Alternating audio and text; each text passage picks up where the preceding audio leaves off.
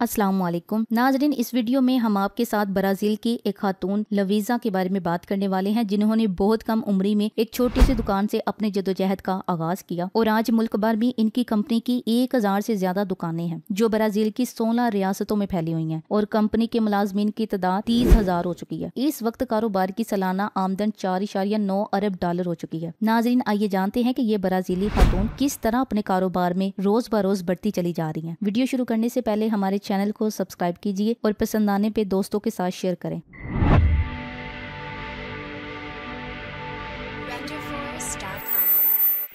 नाजरीन, लोवेजा 9 अक्टूबर 1951 को रियासत साओ पाला के शहर फरीनका में पैदा हुई थी। इन्होंने 1972 में फ्रांका से लॉ में ग्रेजुएशन किया। इनके चचा और खाला का फ्रांका में एक परचून स्टोर था जिसका नाम मैगजीन लोवेजा था। इन्होंने 1991 में कंपनी के डायरेक्टर सुपरिटेंडेंट बनने से पहले कई शोबों जैसे खरीद और फरोख्त के जरिए फिल्म पर काम किया। लोवेजा खवातीन की ब्राजील ग्रुप, जो ब्राजील के 50 खवातीन कारोबारी अफराद ने 2012 में तश्कील दी थी, की रहनुमाई भी करती है। मुलाजमत में तालीम, कारोबारी शर्ती मंसूबों और सिनफी मसावात से वाबस्ता अफाल के बारे में बातचीत और तजवीज करने के लिए हर माह मिलती हैं। साथ साथ खवातीन के लिए कोटे की हमायत भी करती हैं। सन 1990 के अशरे के इब्तदाई बरसों में जब मुल्क में अफरात-ए-ज़र की शरह आसमान को छू रही थी, हर दूसरे रोज कोई नई करेंसी मुतारिफ कराई जा रही थी और अगले ही दिन उसे तर्क किया जा रहा था। ऐसे में ब्राजील में दुकान चलाना बच्चों का खेल नहीं था। ये वो मुश्किल मौशी हालात थे जिनका सामना उस वक्त 40 साल लुवीजा को था, जब इन्होंने सन 1991 में खानदानी कारोबार का नज़्मो नस्क अपने हाथ में लिया। इनके खानदान के पास कई दुकानें थी जहां इलेक्ट्रॉनिक्स और घर के इस्तेमाल की दीगर अशिया फरोख्त की जाती थी। मैगजीन लोवेजा नामी दरमियाने दर्जे का ये कारोबार ब्राजील के जनूबी सूबे साओ पाला में था, लेकिन लोवेजा का इरादा था कि इस कारोबार को पूरे मुल्क में फैलाना है। इसके लिए इन्होंने जो मंसूबा बना रखा था वो खासा अनोखा था। अफरात-ए-ज़र के उन दिनों में सन 1989 से 1994 के दरमियानी अरसे में हुकूमत 4 मुख्तलिफ करेंसियां मुतारिफ करके उन्हें तर्क भी कर चुकी थी। उन हालात में शहर शहर ऐसे नए स्टोर खोलना जिनमें आप तमाम मजनूआत रखें, किसी के लिए भी खासा पुरखतर कारोबार हो सकता था। इसका हल लोवेजा ने ये निकाला कि ऐसी छोटी छोटी दुकानें खोली जाएं जिनमें कोई चीज स्टॉक न की जाए। जब ये दुकानें खोली गईं तो खरीदार मजनूआत उठाने के बजाय वहां एक कंप्यूटर के सामने बैठ जाते और स्क्रीन पर अपनी पसंद की मजनूआत का इंतखाब कर लेते। ये करने के बाद खरीदार कंप्यूटर पर ही ऑर्डर बुक करवा लेते और मुल्क भर में फैले हुए डब्बों से ये चीज उन्हें घर पर पहुंचा दी जाती। ये एक लिहाज से इंटरनेट पर खरीदारी की इब्तदा थी, लेकिन मजे की बात यह है कि उस वक्त तक ब्राजील में इंटरनेट की सहूलत दस्तयाब नहीं थी, क्योंकि आम सार्फिन को ये सहूलत 1997 में मिलना शुरू हुई। सिर्फ कंप्यूटर से लेस इन छोटी छोटी दुकानों के तफील न सिर्फ मैगजीन लोवेजा को कम कीमत और कम वक्त में फैलने का मौका मिला, बल्कि तेजी से बदलती कीमतों और करेंसी में तब्दीली के उन दिनों में हर चीज पर नई कीमत के लेबल लगाने से भी कंपनी की जान छूट गई। नए लेबल प्रिंट करने के बजाय कंपनी को सिर्फ अपने कंप्यूटर सिस्टम में मजनूआत की कीमतें बदलना पड़ती थी, जो कि कोई मुश्किल काम नहीं था। अब लोवेजा 68 वर्ष की हो गई थी और उन दिनों को याद करते हुए कहती हैं कि ये एक बहुत बड़ा इनकलाब था। हमने उस जमाने में वर्चुअल दुकानदारी मुतारिफ करा दी थी। यूं हम इंटरनेट के लिए बाकी लोगों से पहले ही तैयार हो गए। वो कहती है कि इन्होंने ये बात यकीनी बनाने के लिए बहुत मेहनत की कि अपने अमले को तफसील से बताएं कि कारोबार कैसे फैलेगा, ताकि अमला खुश रहे, इनमें काम का जज्बा कायम रहे और वो खरीदारों को अच्छी सर्विस फराहम करें। हमने अपनी टीम के अंदर बहुत काम किया। हम इन्हें बताते कि हमारे अहदाफ क्या हैं और क्यों अमले के हर फर्द को हमारी जरूरत है। यूं इस नई तहरीक में अमले का हर फर्द जो अहम किरदार अदा कर रहा था, हम उसे इस हवाले से खुलकर बताते थे। अगले 3 साल में ही मैगजीन लोवेजा की ब्राजील भर में चंद 100 दुकानें खुल चुकी थी और कुछ बड़े शहरों में तो 58 दुकानें खोली जा चुकी थी। आज पूरे मुल्क में इनकी 1000 से ज्यादा दुकानें हैं और कंपनी के मुलाजमीन की तादाद 30,000 हो चुकी है। इस वक्त कारोबार की सालाना आमदन 4.9 अरब डॉलर हो चुकी है, जिसका 48% कंपनी की वेबसाइट से आता है। इस इंतहाई कामयाब कारोबार ने लोवेजा को ब्राजील की अमीर तरीन लोगों में खड़ा कर दिया और फोर्ब्स मैगजीन के मुताबिक लोवेजा के असासों की कुल मालियत 3.4 अरब डॉलर हो चुकी है। मैगजीन लोवेजा की पहली दुकान सन 1957 में लोवेजा की आंटी और अंकल ने अपने आबाई शहर फ्रांका में खोली थी, जो कि साओ पालो शहर में 250 मील शिमाल में वाक़या है। मैगजीन का लफ्ज फ्रांसीसी जुबान के लफ्ज मेगासन से मुतासिर होकर मुंतखब किया गया, जिसका मतलब दुकान होता है, जबकि लोवेजा की आंटी का नाम भी यही था जिन्होंने पहली दुकान खोली थी। लोवेजा ने अपने अंकल और आंटी की दुकान पर उस वक्त से बैठना शुरू कर दिया था